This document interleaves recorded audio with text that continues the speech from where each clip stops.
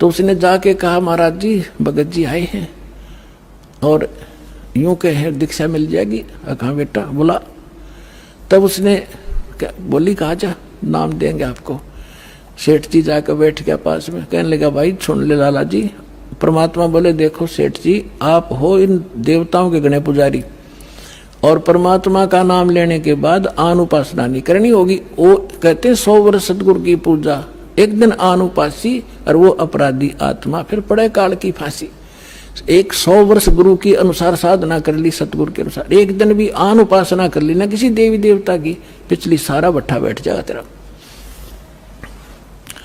तो वो लाला जी बोला सेठ दामोदर, कहने लगे महाराज जी मैं बाणिया हूं और सौदा करना खूब जानता हूं, मैंने सारा कुछ सुन लिया और सब कुछ देख लिया। आज मैंने सारी कथा सुन रखी खूब बड़ी बड़ी, जो ज्ञान आपने दिया इस पृथ्वी पर नहीं, और मैं जो वचन कराया करूं दाता और पक्का करता हूं, आप मेरे गुरु मैं आपका चेला। फिर कहा कि भी देख मैं दानक और तू लाला जी, कल न तेरी बरादरी वाले भी तुझे धिक्कारेंगे। ने बोला जी मुझे नाम दो और आप साथ रहियो दास के, जो होगा सो देखी जाएगी, मुझे दीक्षा दो। और परमात्मा ने कहा कि और उपासना नहीं करोगे फिर किसी देवी देवता की, नहीं तो नुकसान हो जाएगा। लेकर नाम और परमात्मा का हाथ से चित्र बनाया करते थे, वहां जब का हाथ से बनाया करते थे, सब जगह मिला करते थे। वो फोटो ले गया, जो विधि बताई थी विधान वो शुरू कर दिया आपने। फिर कुछ दिन के बाद वो कई दिन सत्संग सुने, फिर व्यापार में जाना था तो सभी वो दूसरे व्यापारी भी साथ थे। अब उसने क्या किया, उस जहाज के अंदर उसने अपना एक कक्ष बना रखा था जिसमें सारे देवी देवताओं के फोटो थे और वहीं अपना घंटी बजाया करता, बैठ कर आरती करा करता, जय गणेश देवा माता थारी पार्वती, ये सारी कथा सारी आरती करा करता। अब उसने क्या किया, जाके पहले सारी मूर्ति उठाई और समुद्र में जहाज उठाए, समुद्र में जल प्रवाह कर दी और एक फोटो परमात्मा कबीर जी का लगा लिया। अब दूसरे जो थे वो लाला जी, उन्हें देखा रहे दामोदर ये देवी देवताओं के फोटो कहाँ गए। तो उसने बताया भाई मैंने दीक्षा ले ली गुरु जी से, और गुरु जी का जो सतगुरु की पूजा करते हैं ना, वो देवी देवताओं की पूजा नहीं करनी होती, इसलिए मैंने वो आदर के साथ जल प्रवाह कर दिया। तो वो सारे कहने लगे रहे तू भट्ठा बैठावेगा, तेरा नाश हो जाएगा। क्या है ये कबीर, ये धानक एक जुलाहा, इसकी कड़फंटी में आ गया तू, कहाँ बातों में आ गया, तेने देवता छोड़ दिए, रामकृष्ण जैसे बलवान भगवान छोड़ दिए, देखना तेरा क्या होगा। वो बोले भाई कुछ भी हो मेरे साथ, आप अपनी क्रिया करो, मैं आपको ना कहता, आप मेरे पीछे क्यों पड़ गए, मैं अपनी करूंगा आप अपनी करो। अब उस दिन उसके बाद उसको कबीर कहने लगे कि यू आ गया कबीर, दामोदर कहना छोड़ दिया। ने बोला भाई कुछ भी कहो, थारी भी जी पवित्र है, भगवान का नाम लेते। ठीक है मुझे मालूम है तुम किस विषय से कह रहे हो, कोई बात नहीं। अब वो चले गए और सब अपना माल लाद के बच्चों समेत जा रहे थे कुछ तो, क्योंकि 3-4 महीने वापस आया करते थे। जब वापस आ रहे थे पूरा माल लाद के और बीच में जब आ लिए समुद्र के, एक भयंकर साइक्लोन उठा, तूफान, समुद्री तूफान 30-40 फुट ऊंचा होकर और इतनी 200 किलोमीटर प्रति घंटा की स्पीड से चला करता, जहाज का तब निशान भी ना पाओ उसमें कित पड़ा है। और देख लिया उन नबी, क्योंकि छोटे मोटे तूफान कई बार ऐसे होते थे, वो उनको पता था ऐसी स्थिति थी बहुत भयंकर होती है। उन्होंने देखा तूफान उठ गया भाई, शाम का समय था, बिल्कुल सूर्यास्त होने वाला था। अब इतना भयंकर तूफान उठा, उन्होंने देखा कि वो तो भाई हो गया, काम बिगड़ गया। और तो थोड़ी बहुत तूफान दूर था, समुद्र में हलचल पहले शुरू होगी और जहाज डगमग करने लगा जो बुरी तरह। अब सारे अपने अपने देवता ने याद करें, कोई राम ने, कोई कृष्ण ने, जो भी जिसका इष्ट था, और दामोदर शांत बैठे। अब सब घबरा रहे थे, घिघी बंदगी, बच्चे मरे, सारी संपत्ति का नाश हुआ था। तो वो कहने लगे दामोदर आप क्यों नहीं अर्ज करते अपने गुरुजी से कि मैं क्या करूंगा, मेरा गुरुजी तो गरीब सा व्यक्ति है मेरे भगवान, और आपके इसे ताकतवर भगवान जी ने पहाड़ तक ठा दिए, आप बच्चों जोड़े मैं बच जाऊंगा, आप कर लो अपनी अर्ज। जब उन्होंने देखा कोई जतन काम नहीं कर रहा, उनमें एक वृद्ध लाला जी था, नो क्या कर भाई, क्या कर सतगुरु का भगत तगड़ा हो से आप एक वे अर्ज कर दो। ने बोला तुम बैठ जाओ, कदे बीच में फिर नो को महाराज ने सुन ली थी, अग बैठा को नहीं जाता, तू कर लिया रजम बंद हो जाते। तब दामोदर ने कहा था, हे परमात्मा आपका ज्ञान समझ में आ गया, और मैंने आपकी महिमा इनका घड़ी गा रखी है, और दाता मुझ नीच के, ठीक है आप तो समर्थ हो, सक्षम हो, कुछ भी कर सकते हो, अगर आज कोई उकचुक होगी मुझ नीच के कारण होगी, मेरे में कोई त्रुटि होगी, मैं आपकी मर्यादा ठीक नहीं कर पाऊंगा, हे परमात्मा आपकी बेइज्जती का कारण ये दास बनेगा। न्यू कह के बेहोश हो गया, अर्ध से पुकार के इस बात ने सोच कर मैं तो बहुत क्या करता, परमात्मा न्यू कर दिया, उसका न्यू कर दिया, उसके ऐसे कर दिया। इतने समय में अंधेरा हो गया, रात के 8-9 बज गए, और चांदनी रात्रि थी। तूफान ऐसे बैठ गया जैसे छाड़ा सा वहीं का वहीं, न्यू का न्यू धरती में।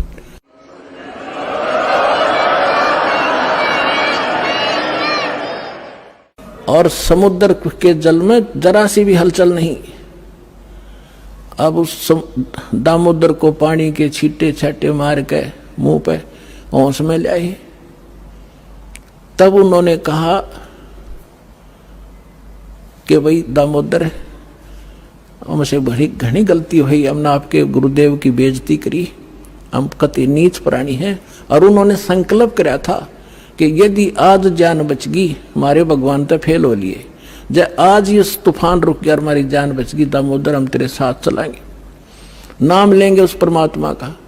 तब दामोदर को कंधे पे बैठा लिया उन लालाओं ने, हर ने बोले बोलो दामोदर की जय, ने बोला नहीं जय बोलो जिसने यू काम कराया है, बोलो कबीर परमेश्वर जी की जय हो।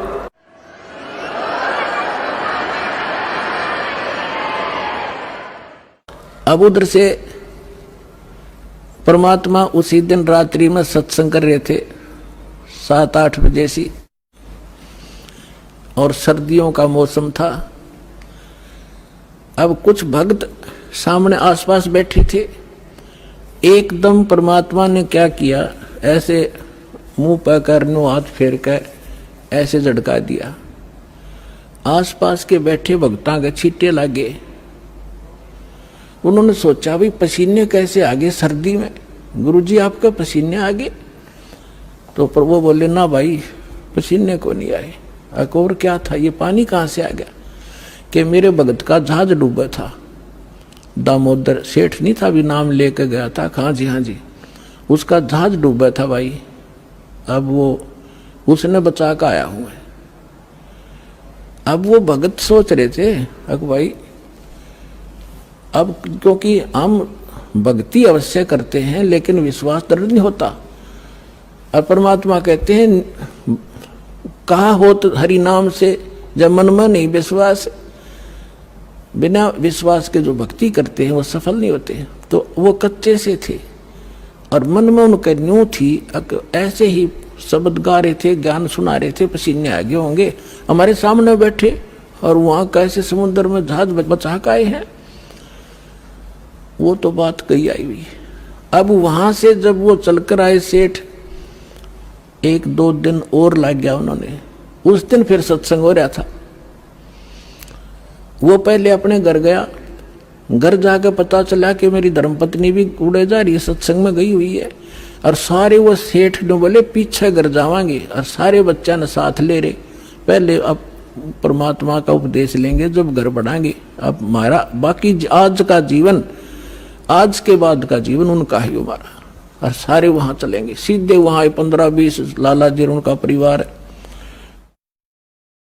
अब क्या हुआ, अब उधर सत्संग चल रहा था, वही भक्त मिले जुले से वो आया करते उस क्षेत्र में, तो सारे वही बैठे। और पीछे तय क्या हुआ, वो सारे के सारे जाकर बाहर खड़े होकर जय हो पाबंदी छोड़ कबीर साहब की, जय हो भगवान कबीर साहब की। परमात्मा बोले रे बाहर कौन शोर कर रहा, पता करके आइयो। अब जो ही वो बाहर गए भगत पता करने आंगन से बाहर, तो उन्होंने देखा दामोदर को, वो सब जाने थे क्योंकि वो आते जाते थे सत्संग में। तो उन्होंने आकर बताया जी दामोदर सेठ आ रहा है और उसके साथ और कई लाला जी हैं, सेठ हैं, और आपका दर्शन करना चाहते हैं। बोला बुला लो भाई, क्या बात होगी। वो सारे आगे चरणा में अपने दंडोत प्रणाम करें। हे भगवान, आपने दया कर दी, हमारे जीवन रक्षा कर दी। परमात्मा, हमसे बहुत भूल हुई, हमने बहुत गलती की, आपके भक्त को बहुत सताया, टॉर्चर किया, इसको माफ करो हम अपराधियों को। भगवान, आपने हमारी जान बचा दी, हमारा जहाज डूबता आपने बचा दिया। परमात्मा बोले क्या कह रहे हो भाई। और परमात्मा चाहते थे जिनका मन में शंका थी, वो उनका भ्रम निवारण करने के लिए एक सच बताओ, सारी कहानी क्या हुआ था कि भगवान ऐसे ऐसे हो गया था। हमने अपने सारे जंतर मंत्र कर लिए थे, कोई राहत नहीं मिली। फिर हमने आपके भगत आराध करी थी, इसने आपको पुकारा के मंत्र पढ़ा यू जाने, यू बेहोश हो गया आपको पुकार करके। तब कहा बेटा मैं ही वहां पहुंचा था और आपकी रक्षा करी थी, और आपका अब सौभाग्य है कि आपको इस संकट आपके लिए वरदान से दोगा कि आपके समझ में आ गई और आप यहाँ आगे दीक्षा लो और अपना कल्याण कराओ। सभी ने नाम लिया, उनका कल्याण हुआ। बोलो सतगुरुदेव।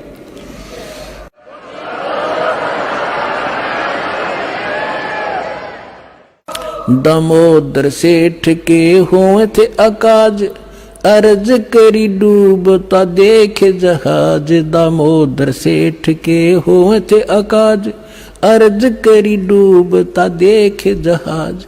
लाज मेरी रखियो गरीब नवाज, समुद्र से पार लंघाने वाले। लाज मेरी रखियो गरीब नवाज, समुद्र से पार लंघाने वाले। धन धन सतगुरु सत कबीर भक्त की, पीड़ मिटाने वाले सत साहिब।